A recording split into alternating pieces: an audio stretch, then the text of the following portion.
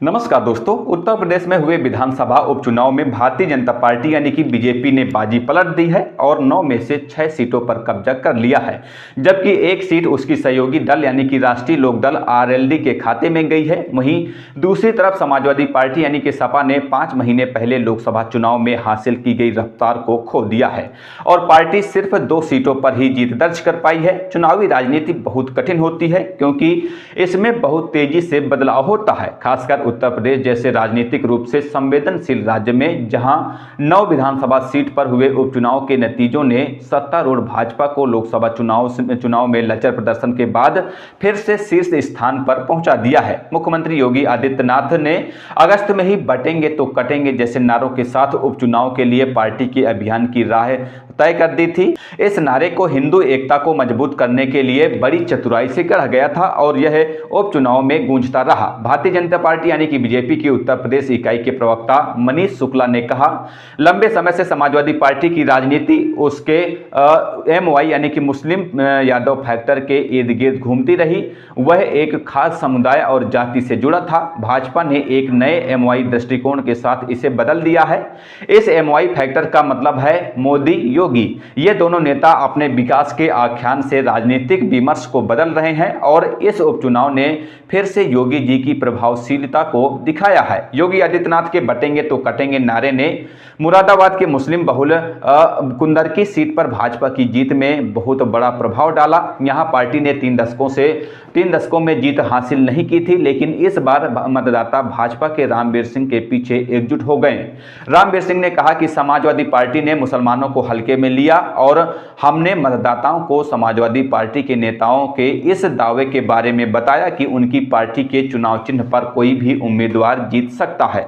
रामवीर सिंह ने कहा कि आखिरकार उन्हें एहसास हुआ कि हमारे विरोधियों द्वारा गलत तरीके से बदनाम किए जाने के बावजूद केवल भाजपा ही उन्हें वोट बैंक के जाल से बाहर निकाल सकती है और निश्चित रूप से हमारे नेतृत्व ने इसमें मदद की है। कुंदरकी की जीत का महत्व इतना था कि शनिवार शाम को महाराष्ट्र में भाजपा के नेतृत्व वाले राष्ट्रीय जनतांत्रिक गठबंधन यानी कि एनडीए की शानदार जीत के बाद दिल्ली में भाजपा कार्यालय में प्रधानमंत्री नरेंद्र मोदी के भाषण में भी इसका उल्लेख होता रहा।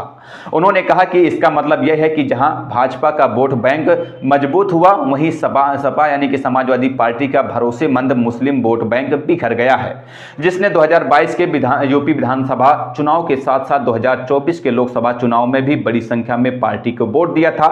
ब्रांड योगी को बढ़ावा मिला है, जबकि अखिलेश यादव को कुछ और काम करना है।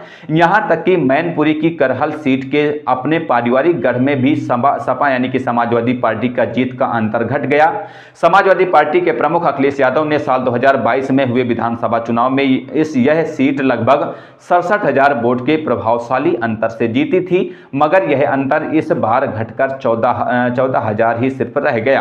करहल सीट पर अखिलेश यादव के भतीजे तेज प्रताप यादव ने अपने दूर के रिश्तेदार अनुतेज यादव को हराया है। कानपुर की शीशमऊ सीट के उपचुनाव में भी समाजवादी पार्टी का जीत का अंतर कम हो गया। यहां पर समाजवादी पार्टी की नसीम सोलंकी लगभग 8,000 वोट से जीत हासिल कर सकी। मुख्य विपक्षी दल समाजवादी पार्टी यानी कि सपा ने 2024 के लोकसभा चुनाव के परिणाम के बाद हासिल की गई रफ्तार को खो दिया है। 4 जून 2024 को घोषित लोकसभा चुनाव के नतीजों में समाजवादी पार्टी ने उत्तर प्रदेश की 80 लोकसभा सीटों में से 37 पर जीत हासिल की थी, जबकि भाजपा सिर्फ 33 पर ही सिमट कर रह गई थी।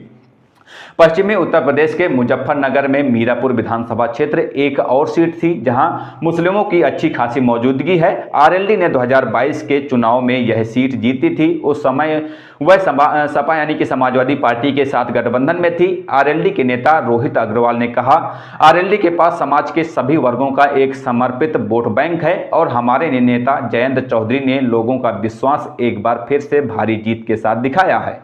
कांग्रेस ने उपचुनाव में सपा यानी कि समाजवादी पार्टी को समर्थन देने की घोषणा की थी और उसने चुनाव नहीं लड़ा था। हालांकि दोनों पक्षों के वरिष्ठ नेताओं ने कहा कि गठबंधन में सब ठीक है, लेकिन स्थानीय स्तर पर असहमति के स्वर सुनाई दिए। समाजवादी पार्टी के राष्ट्रीय सचिव अरविंद सिंह गोप ने कहा, गठबंधन में कुछ भी गलत नहीं है।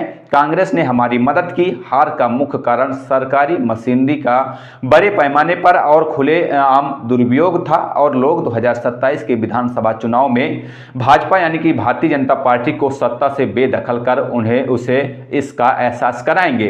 पूर्व मुख्यमंत्री मायावती के नेतृत्व वाली बहुजन समाज पार्टी यानी कि बीएसपी को सबसे ज्यादा निराशा का सामना करना पड़ा।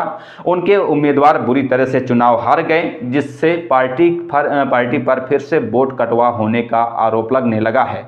मायावती ने रविवार को अनियमितताओं का आरोप लगाने के बाद घोषणा किया कि उनकी पार्टी अब कोई उपचुनाव नहीं लड़ेगी। कांग्रेस सचिव शाहनवाज आलम ने कहा कि बसपा के बारे में क्या ही कहा जा सकता है, हम सभी जानते हैं कि यह भाजपा की बी टीम रही है और इस चुनाव ने भी यह साबित कर दिया है, क्योंकि इसने चुनाव जीतने के लिए नहीं बल्कि इंडिया गठबंधन की संभावनाओं को कम करने के लिए चुनाव लड़ा था।